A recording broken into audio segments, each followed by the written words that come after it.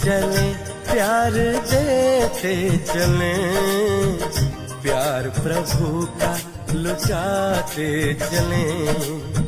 देते चले प्यार देते चले, प्यार प्रभु का लुटाते चले।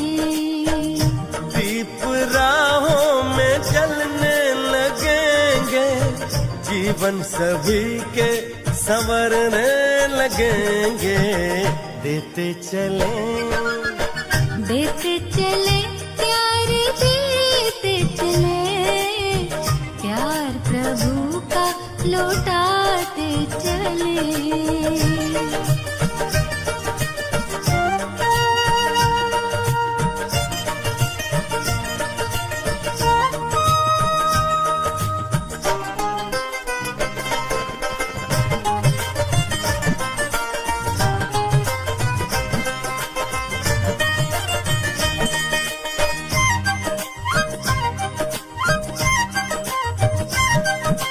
निर्मल सी मुस्कानों से जग शीतल हो जाएगा, स्नेह भरे दो बोलों से पत्थर पानी हो जाएगा। निर्मल सी मुस्कानों से जग शीतल हो जाएगा, स्नेह भरे दो बोलों से पत्थर पानी हो जाएगा। ईश्वर की पहचान बने, प्यार प्रभु का लुटाते चले। ईश्वर की पहचान बने, प्यार प्रभु का लुटाते चले। दीप राहों में जलने लगेंगे, जीवन सभी के संवरने लगेंगे। देते चले प्यार देते चले, प्यार प्रभु का लुटाते चले।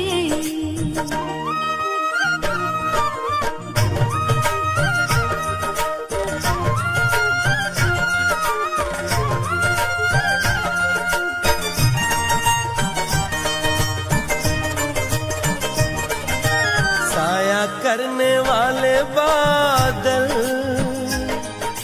सिर पर धूप संभाले हैं, खींच के बेखारे जल से मधुर मेह बरसाए हैं।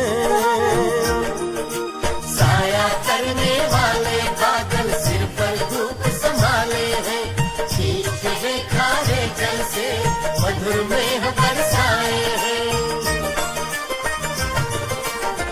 सुख सागर की लहरें बने, प्यार प्रभु का लुटाते चले। सुख सागर की लहरें बने, प्यार प्रभु का लुटाते चले। दीप राहों में जलने लगेंगे, जीवन सभी के संवरने लगेंगे। देते चले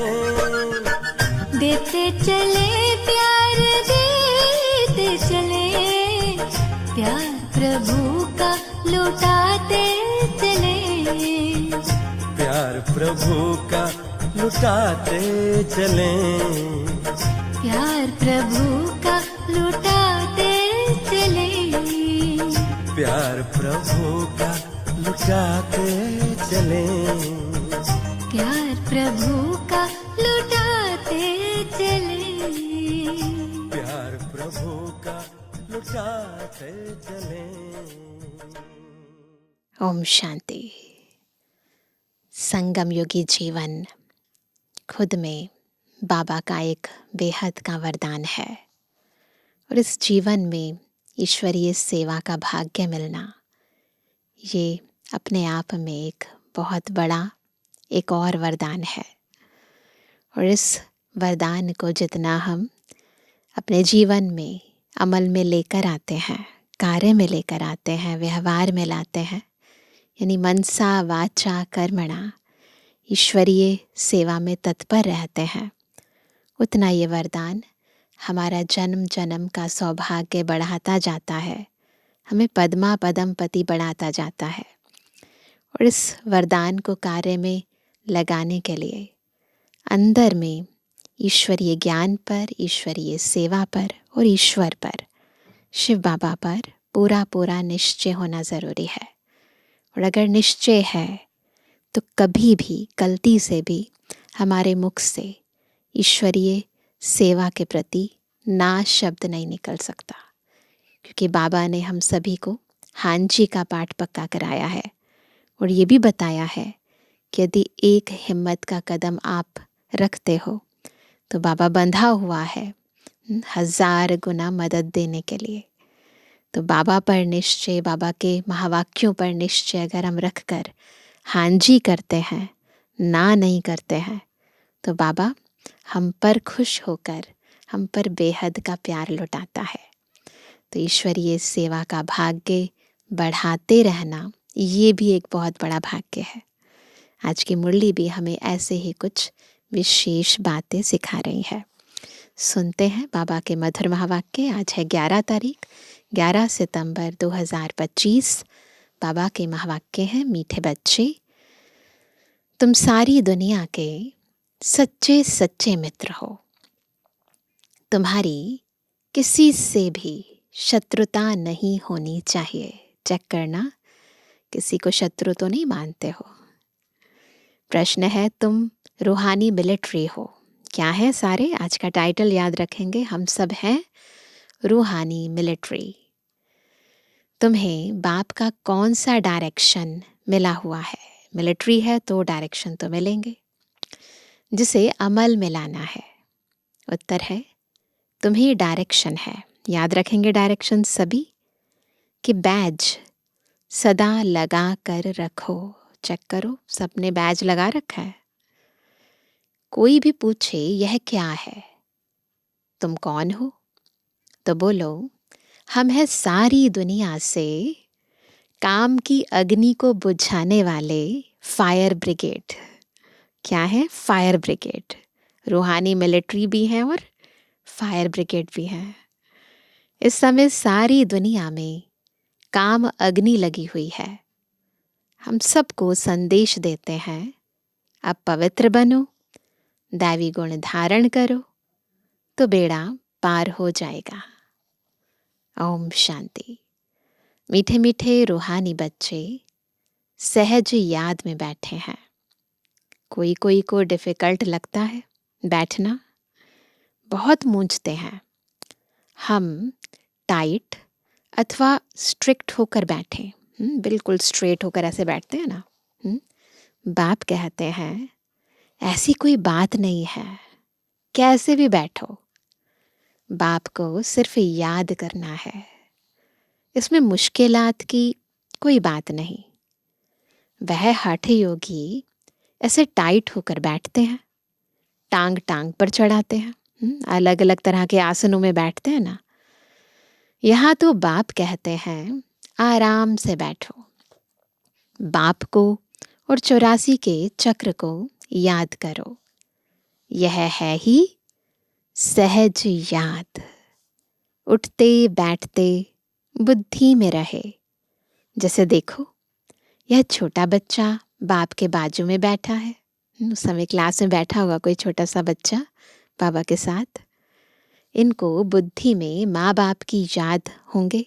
छोटा बच्चा है तो डेफिनेटली शिव बाबा को कैसे याद करेगा। तो वह कहते कि इनको फिर बुद्धि में माँ बाप ही याद होंगे। तुम भी बच्चे हो ना, बाप को याद करना तो बहुत सहज है। हम बाबा के बच्चे हैं, बाबा से ही वर्षा लेना है। शरीर निर्वाह अर्थ गृहस्थ व्यवहार में भल रहो। सिर्फ क्या करना है? सिर्फ औरों की याद बुद्धि से निकाल दो। कोई हनुमान को, कोई किसको, साधु आदि को याद करते थे, वह याद छोड़ देनी है। याद तो करते हैं ना, पूजा के लिए पुजारी को मंदिर में जाना पड़ता है। इसमें कहाँ जाने की भी दरकार नहीं है, नहीं तो मन और बुद्धि की यात्रा है। कोई भी मिले बोलो, शिव बाबा का कहना है, मुझ एक बाप को याद करो। शिव बाबा तो है निराकार, जरूर वह साकार में ही आकर कहते हैं, माम एकम याद करो। मैं पतित पावन हूं, यह तो राइट अक्षर है ना। बाबा कहते हैं, मुझे याद करो, तुम सब पतित हो।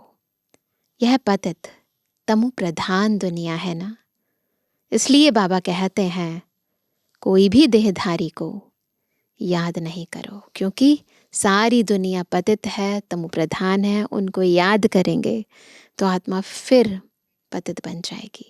तो उसको याद करो जो पावन है। यह तो अच्छी बात है ना। कोई गुरु आदि की महिमा नहीं करते हैं, बाप सिर्फ कहते हैं, मुझे याद करो तो तुम्हारे पाप कट जाएंगे। यह है योग बल अथवा योग अग्नि। बेहद का बाप तो सच कहते हैं ना, गीता का भगवान निराकार ही है। कृष्ण की बात नहीं, श्री कृष्ण की कोई बात नहीं है। गीता, ये गीता ज्ञान एक शिव बाबा ने सुनाया है। श्री कृष्ण की बात नहीं। भगवान कहते हैं, सिर्फ मुझे याद करो और कोई उपाय नहीं और कोई तरीका नहीं है पतित से पावन होने का। पावन होकर जाने से ऊंच पद पाएंगे। फिर पतित रह गए तो फिर सजाएं खानी पड़ेंगी ना, नहीं तो कम पद हो जाएगा। हम तुमको बाप का संदेश देते हैं, मैं संदेशी हूं, ऐसे ऐसे समझाओ। इस समझाने में कोई तकलीफ नहीं है। माताएं, अहिल्याएं, कुब्जाएं भी ऊंच पद पा सकती हैं, चाहे यहाँ रहने वाले हों, चाहे घर गृहस्थ में रहने वाले हों। ऐसे नहीं कि यहाँ रहने वाले जास्ती याद कर सकते हैं, ये कोई क्राइटेरिया नहीं है, है ना। स्थूल रूप में आप कहीं भी हो, लेकिन सूक्ष्म रूप में याद किसकी रहती है, उसके आधार पर मार्क्स मिलते हैं। बाबा कहते हैं, बाहर में रहने वाले भी बहुत याद में रह सकते हैं, बहुत सर्विस कर सकते हैं। यहाँ भी बाप से रिफ्रेश होकर फिर जाते हैं तो अंदर में कितनी खुशी रहनी चाहिए। इस छीछी दुनिया में तो बाकी थोड़े रोज हैं, फिर चलेंगे श्री कृष्णपुरी में। श्री कृष्ण के मंदिर को भी सुखधाम कहते हैं। तो बच्चों को अपार खुशी होनी चाहिए, है ना। कितनी खुशी? अपार, कोई पार नहीं। जबकि तुम बेहद के बाप के बने हो, तुमको ही स्वर्ग का मालिक बनाया था। तुम भी कहते हो, बाबा 5000 वर्ष पहले भी हम आपसे मिले थे और फिर मिलेंगे। अब बाप को याद करने से माया पर जीत पानी है। अब इस दुख धाम में तो रहना नहीं है। तुम पढ़ते ही हो सुख धाम में जाने के लिए। सबको हिसाब किताब चुकतू कर वापस जाना है। मैं आया ही हूँ नई दुनिया स्थापन करने। बाकी सब आत्माएं चली जाएंगी मुक्ति धाम। बाप कहते हैं, मैं कालों का काल हूँ, सबको शरीर से छुड़ाए और आत्माओं को ले जाऊंगा, है ना। जब काल आता है ना तो आत्मा शरीर से अलग हो जाती है, और जब कालों का काल आता है तो सब आत्माएं शरीर से अलग होकर चले जाते हैं। सब कहते भी हैं हम जल्दी जाएं, यहाँ तो रहने का नहीं है, यह तो पुरानी दुनिया, पुराना शरीर है। अब बाप कहते हैं मैं सबको ले जाऊंगा, छोड़ूंगा किसको भी नहीं, सबको जाना पड़ेगा ना। मैदान खाली होगा, फिर आएंगी ना नई आत्माएं। तुम सब ने बुलाया ही है, हे पतित पावन आओ। भले याद करते रहते हैं, परंतु अर्थ कुछ भी नहीं समझते हैं। बोलते रहते हैं आरती में, लेकिन ये नहीं समझते पतित पावन का अर्थ क्या है। न सारी दुनिया के विनाश की बात हो रही है, पतित पावन की कितनी धुन लगाते हैं। फिर कहते हैं रघुपति राघव राजा राम, पतित पावन सीताराम, ऐसे बोलते हैं ना। अब शिव बाबा तो राजा बनते नहीं, राजाई करते नहीं, उनको राजा राम कहना रॉन्ग हो गया। माला जब सिमरते हैं तो राम राम कहते हैं, फिर राजा राम नहीं कहते ना, राम राम कहते हैं। उसमें भगवान की याद आती है। भगवान तो है ही शिव। मनुष्यों के नाम बहुत रख दिए हैं। श्री कृष्ण को भी बहुत सारे नाम है ना श्री कृष्ण के, श्याम सुंदर, वैकुंठनाथ, मक्खन चोर आदि आदि बहुत नाम देते हैं।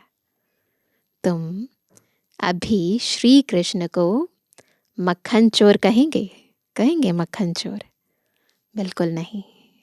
राजकुमार है, सतयुग का पहला राजकुमार, वो कोई मक्खन चुराएगा? उसे कोई कमी है क्या? नहीं ना, बिल्कुल नहीं। तुम अभी समझते हो भगवान तो एक निराकार है। कोई भी देहधारी को भगवान कह नहीं सकते, ब्रह्मा विष्णु शंकर को भी नहीं कह सकते। तो फिर मनुष्य अपने को भगवान कैसे कह सकते? इम्पॉसिबल है। वैजयंती माला सिर्फ 108 की गाई जाती है। शिव बाबा ने स्वर्ग स्थापन किया, उनके यह मालिक हैं। जरूर उससे पहले उन्होंने यह पुरुषार्थ किया होगा। उसको कहा जाता है कलयुग, अंत सतयुग आदि का संगम युग। किस टाइम पुरुषार्थ किया? जब कलयुग अंत सतयुग आदि का संगम युग होता है। यह है कल्प का संगम युग। मनुष्यों ने फिर युगे युगे कह दिया है। अवतार नाम भी भूल, फिर उनको ठिक्कर भित्तर में कण कण में कह दिया है ना। यह भी है ड्रामा भगवान का, है ना। अपकार करना ये भी ड्रामा में नोंद है। बाबा कहते हैं जो बात पास्ट हो जाती है उसको कहा जाता है ड्रामा। कोई से झगड़ा आदि हुआ, पास हुआ, उनका चिंतन नहीं करना है। अच्छा, कोई ने कम जास्ती बोला, तुम उनको भूल जाओ। कल्प पहले भी ऐसे बोला था, है ना। ये तरीका ठीक है ना? ठीक है, अब उसका पार्ट है ना। आत्मा में वो रील पहले से ही है ना, तो इमर्ज हो जाता है पार्ट। वह बातें याद रखने से फिर बिगड़ते रहेंगे, अपना ही दिल खराब होता है ना। वह बात फिर कभी बोलो भी नहीं। तुम बच्चों को सर्विस तो करनी है ना। सर्विस में कोई विघ्न नहीं पड़ना चाहिए। सर्विस में कमजोरी नहीं दिखानी चाहिए।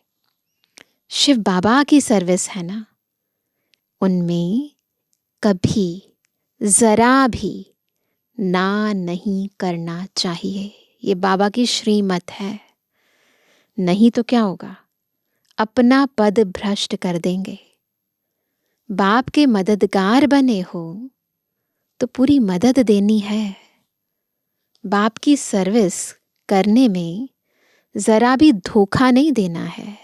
चीटिंग करते हैं, भगवान को धोखा देने की कोशिश करते हैं ना। काम से मन चुराना, है ना, होता है ना अंदर, चाहते कुछ और हैं, कर कुछ और रहे हैं, है ना। फिर किसी भी तरीके से बस सेवा को छोड़कर जाना चाहते हैं, आधे मन से सेवा करते हैं।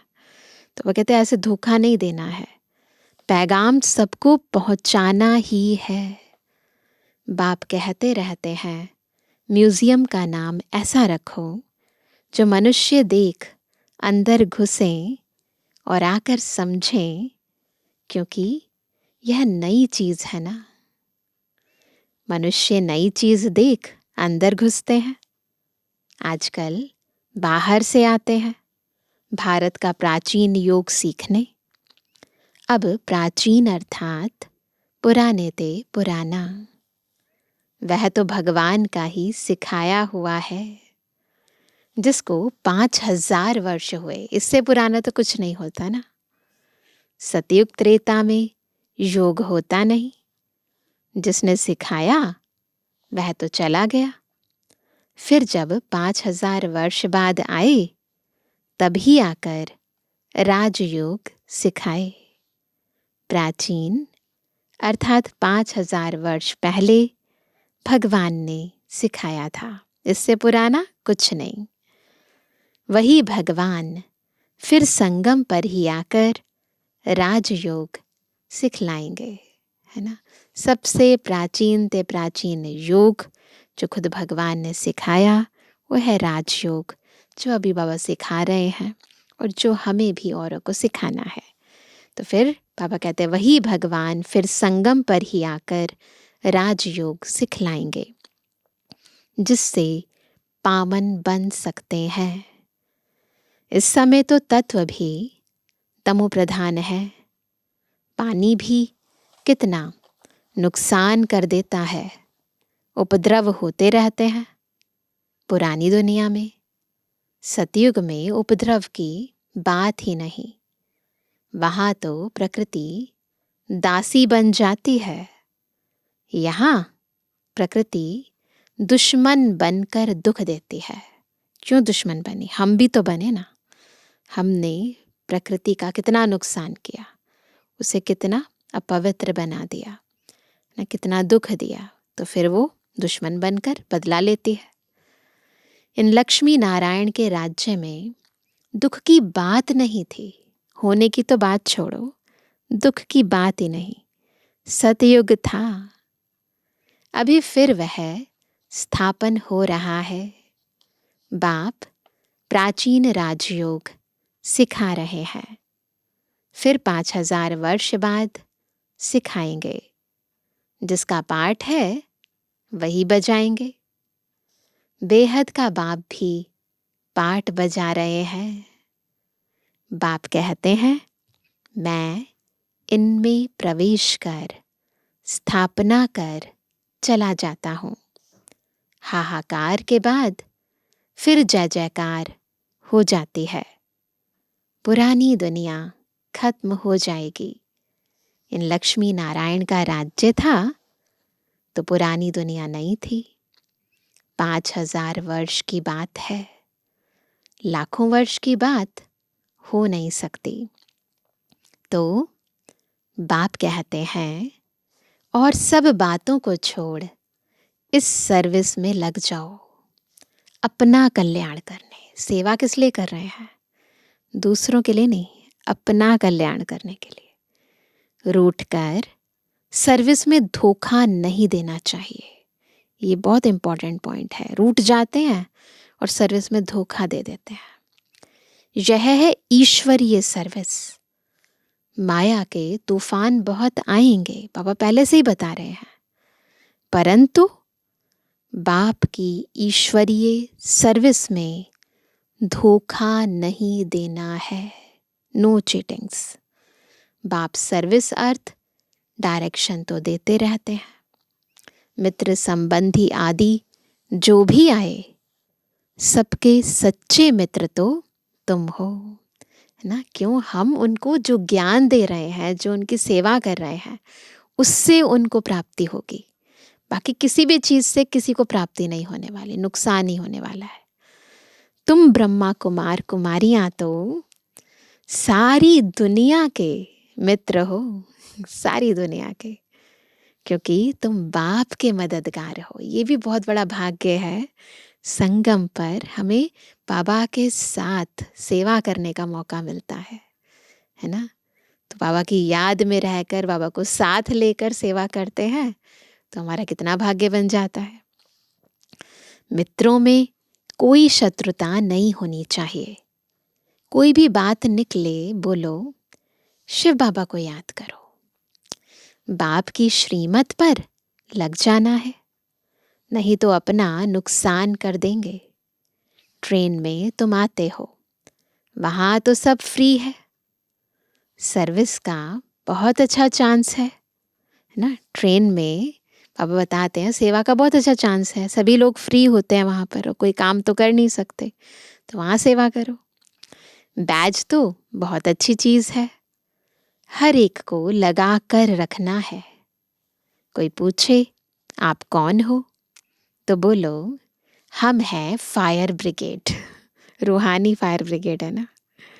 जैसे वह फायर ब्रिगेड होते हैं आग को बुझाने के लिए, तो इस समय सारी सृष्टि में काम अग्नि में सब जले हुए हैं।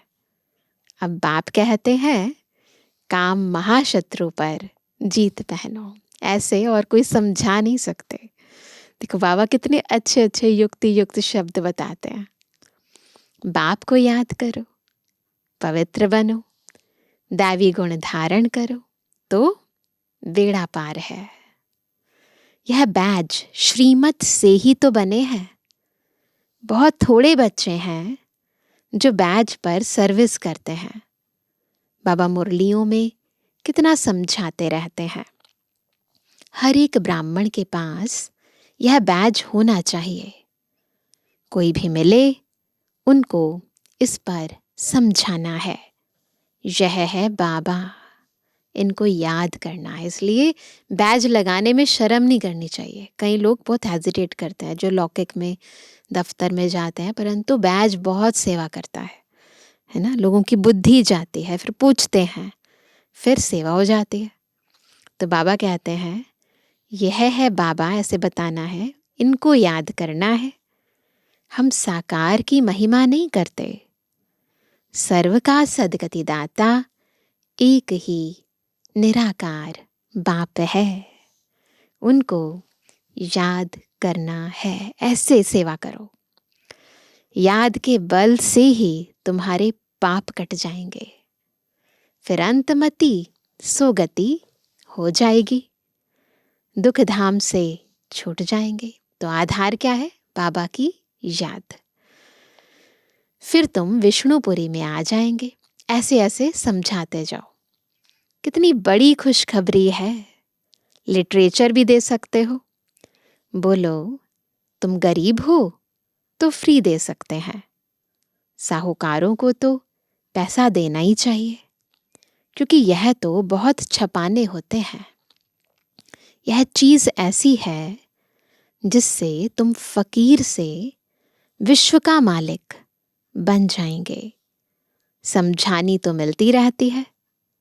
कोई भी धर्म वाला हो, बोलो वास्तव में तुम आत्मा हो। आत्मा का ज्ञान, परमात्मा का ज्ञान और राजयोग, ये 3 पाठ तो किसी भी धर्म वाले को हम सुना सकते हैं। तो उन्हें क्या कहना है? वास्तव में तुम आत्मा हो।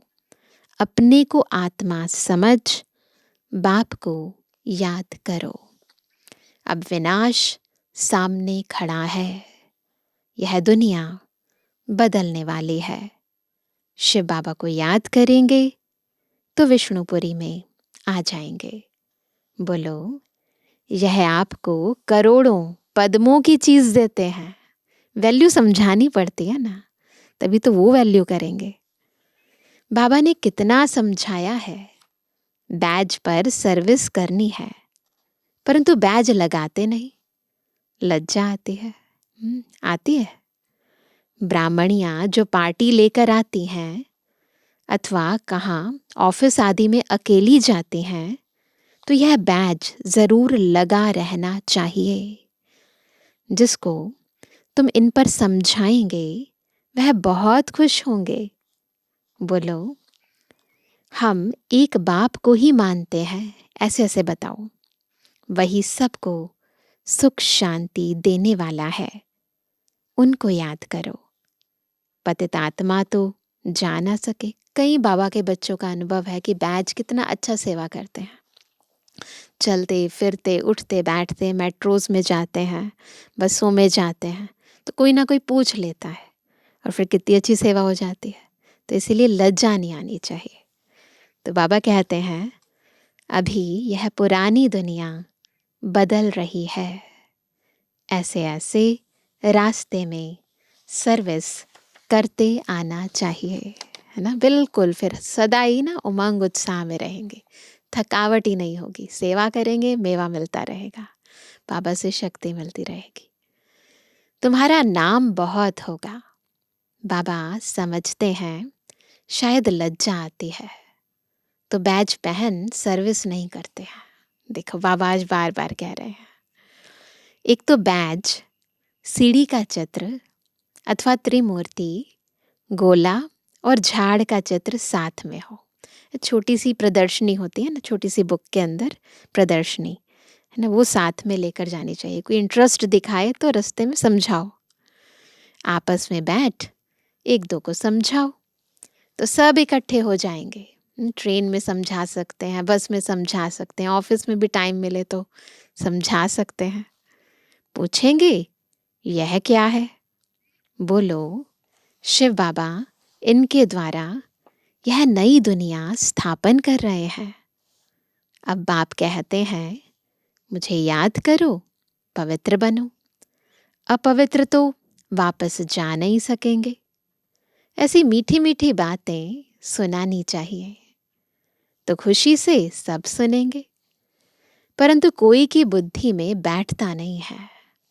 सेंटर पर क्लास में जाते हो तो भी बैज लगा रहे। मिलिट्री वालों को यहाँ बिल्ला यानी बैज लगा रहता है ना, मिलिट्री वाले लगा कर रखते हैं ना, उनको कभी लज्जा आती है क्या, है ना, कभी नहीं आती। उन्हें तो उल्टा प्राउड फील होता है। तुम भी रूहानी मिलिट्री हो ना। बाप डायरेक्शन देते हैं, फिर अमल में क्यों नहीं लाते। बैज लगा रहे तो शिव बाबा की याद भी रहेगी, हम शिव बाबा के बच्चे हैं। दिन प्रतिदिन सेंटर्स भी खुलते जाएंगे, कोई ना कोई निकल आएंगे, कहेंगे फलाने शहर में आपकी ब्रांच नहीं है, बोलो कोई प्रबंध करे मकान आदि का, निमंत्रण दे, तो हम आकर सर्विस कर सकते हैं। हिम्मते बच्चे, मददे बाप। बाप तो बच्चों को ही कहेंगे सेंटर खोलो, सर्विस करो। ऐसे ही तो ब्रांचेस हुई ना, है ना। कोई एक शहर से दूसरे शहर जाते हैं, एक कंट्री से दूसरी कंट्री में जाते हैं, फिर वो निमित्त बन जाते हैं सेवा स्थान खोलने के। तो बाबा कहते हैं यह सब शिव बाबा की दुकान है ना, बच्चों द्वारा चला रहे हैं। अच्छा, मीठे मीठे कहते जन्मानी बच्चों पितृवानी बाप दादा का दिल जान सको प्रेम से नंबरवार पुरुषार्थ अनुसार याद कर। रूहानी बच्चों की रूहानी बाप दादा को गुड मॉर्निंग, नमस्ते नमस्ते नमस्ते। धारणा के लिए मुख्य सार। पहला, कभी आपस में रूठकर सर्विस में धोखा नहीं देना है, विघ्न रूप नहीं बनना है, अपनी कमजोरी नहीं दिखानी है, बाप का पूरा पूरा मददगार बनना है।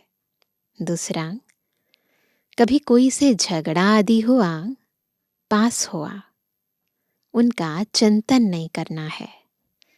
कोई ने कम जास्ती बोला, तुम उनको भूल जाओ, कल्प पहले भी ऐसे बोला था, वह बात फिर कभी बोलो भी नहीं। वरदान है शांति के दूत बन, सर्व को शांति का संदेश देने वाले मास्टर शांति शक्तिदाता भव। कैसे बनेंगे मास्टर शांति शक्तिदाता? जब शांति के दूत बनकर सबको शांति का संदेश देंगे। आप बच्चे शांति के मैसेंजर, शांति के दूत हो। कहाँ भी रहते सदा अपने को शांति का दूत समझ कर चलो। शांति के दूत हैं, शांति का संदेश देने वाले हैं। इससे स्वयं भी शांत स्वरूप शक्तिशाली रहेंगे और दूसरों को भी शांति देते रहेंगे। वह अशांति दे, आप शांति दो। वह आग लगाए, आप पानी डालो। यही आप शांति के मैसेंजर, मास्टर, शांति, शक्तिदाता बच्चों का कर्तव्य है। स्लोगन है, जैसे आवाज में आना सहज लगता है, वैसे आवाज से परे जाना भी सहज हो।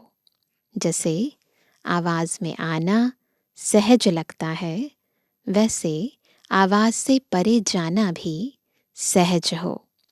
आज का अव्यक्त इशारा, अब लगन की अग्नि को प्रज्वलित कर योग को ज्वाला रूप बनाओ। योग में सदा लाइट हाउस और माइट हाउस की स्थिति का अनुभव करो। ज्ञान है लाइट और योग है माइट। ज्ञान और योग दोनों शक्तियाँ लाइट और माइट संपन्न हो, इसको कहते हैं मास्टर सर्वशक्तिमान। ऐसी शक्तिशाली आत्माएं किसी भी परिस्थिति को सेकंड में पार कर लेती हैं। तो क्या करना है? मास्टर सर्वशक्तिमान बनना है। लगन की अगन को तीव्र करना है। अच्छा, ओम शांति।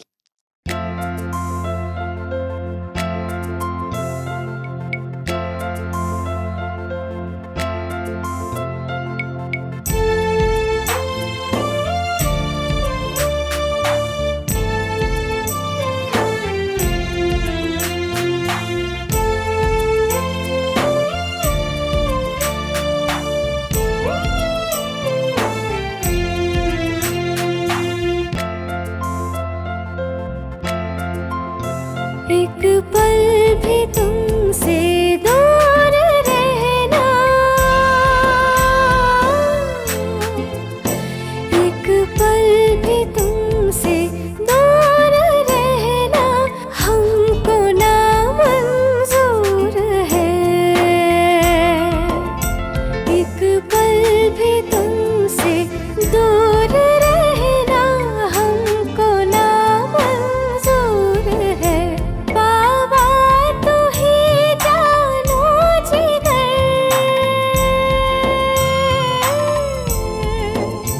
बाबा तू ही जानो जिगर, तू ही नयन का नूर है। एक पल भी तुमसे दूर रहना हमको नामंजूर है।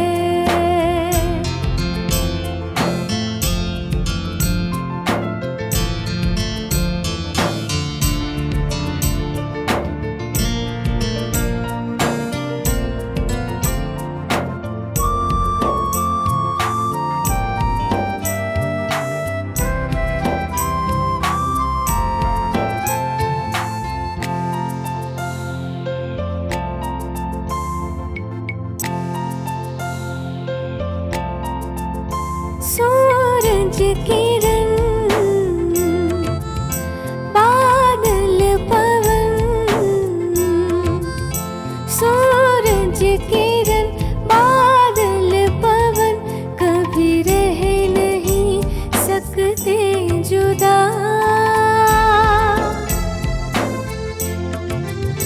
ऐसा ही दिल का हाल है मेरे दिल रुबा मेरे खुदा।